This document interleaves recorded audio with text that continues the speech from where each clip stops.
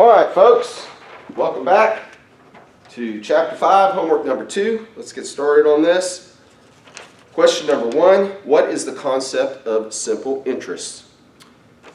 It's not used very often anymore, simple interest, but still good to know what it is. Interest is computed each period on the initial beginning principal. So the dollar amount of interest each period will remain the same. Let's look at an example that will help you understand it. You have a lump sum of $4,500. You will earn 8% annually for 7 years. The interest will be simple. How much will you have at the end of 7 years? So we're going to take the lump sum that we put in, $4,500, and to that we're going to add the interest. And the interest is going to be the initial principal, $4,500, times the interest rate times the number of periods. Okay? So 4,500 times 8% times 7 years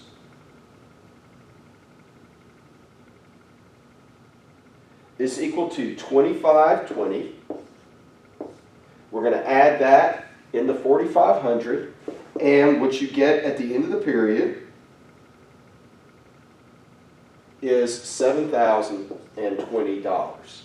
So each period, 4,500 times 0.08, you'll earn $360 times 7 years, which is $2,520.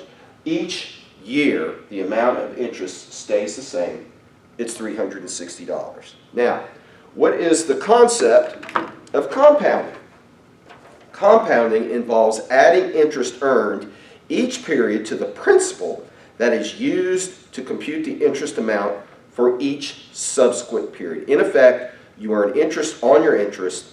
Compounding results in a larger amount earned for an investor and a larger amount paid by the user of capital.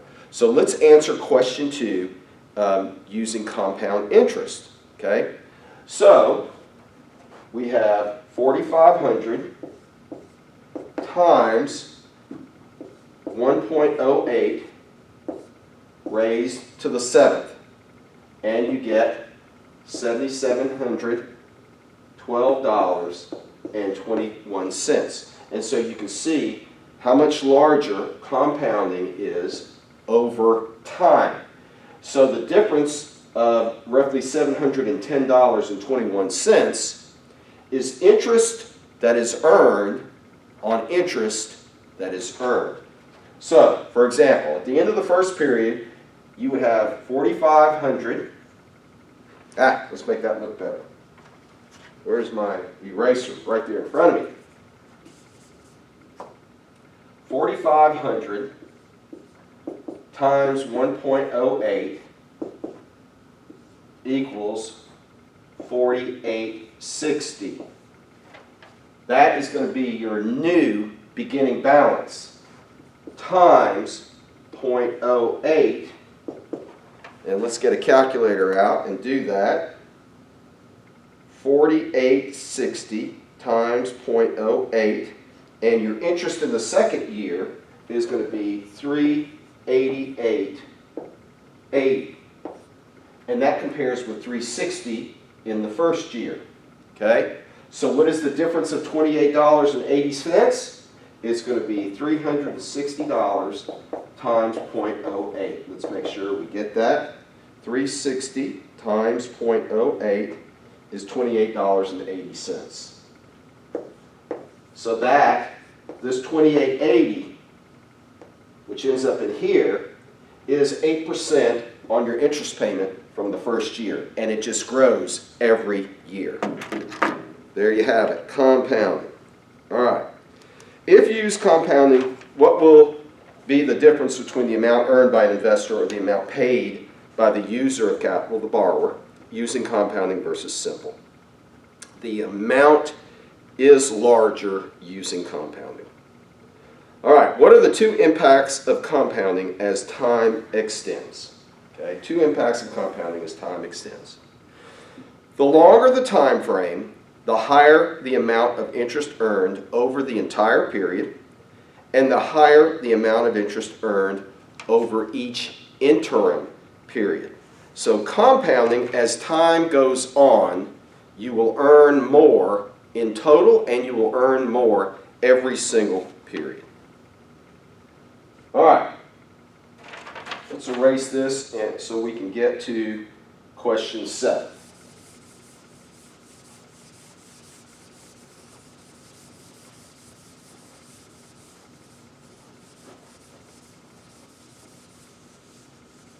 All right, question 7. You think you will grow the number of employees at your company by 10% per year. There are currently 40 employees at the company. How many employees will you have in 10 years? Okay, so future value equals present value times 1 plus I to the n. So the present value is 40 times 1.1 raised to the 10th, and you end up with 104 employees. Okay?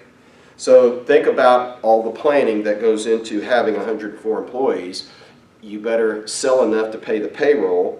You better have someone who helps you with employee benefits. You better have office space, those kinds of things. You better have enough managers. All right.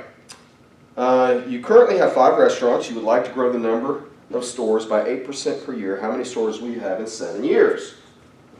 Once again, think about all the planning that goes into going from 5 restaurants today to what you have at the end of 7 years. So we have 5 restaurants times 1.08 raised to the 7th, and you'll have 8 stores, and you'll be about halfway through your 9th store. Okay? Think about all the planning that will have to go into that. All right.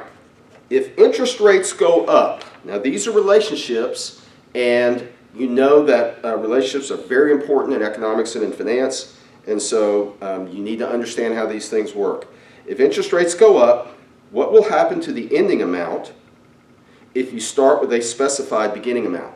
Okay, so you have a certain beginning amount, and then interest rates that will be earned on that beginning amount go up. What will happen to the ending amount? And the answer is it will be higher at the end because you will be able to earn more interest. Do not overthink this.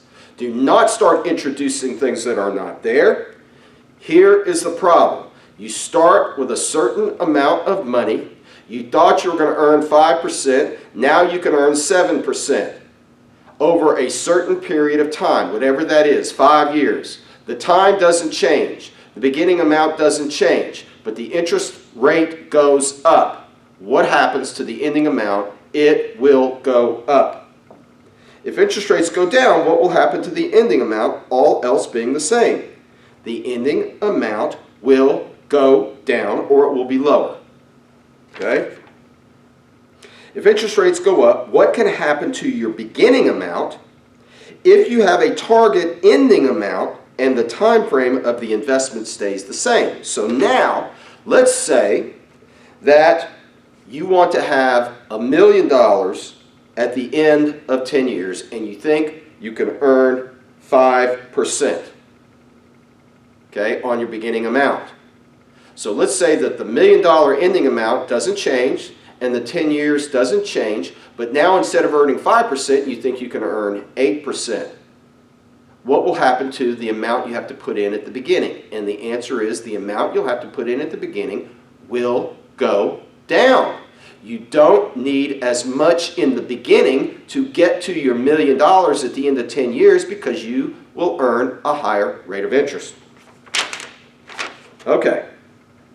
If interest rates go down, what can happen to your beginning amount if you have a target ending amount and the time frame of the investment stays the same? So now interest rates go down. Guess what? You're going to have to increase your beginning amount to get to your targeted ending amount. Okay? What happens to the ending amount if you have a longer investment time frame? Okay, so now your beginning amount is the same, okay, and the interest rate is the same, but the ending time frame, your time frame is moved out longer.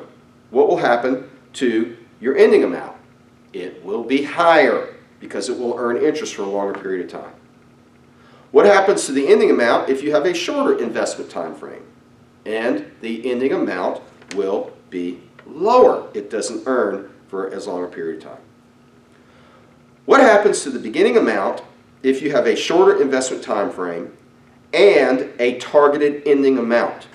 So you want to hit that $1 million.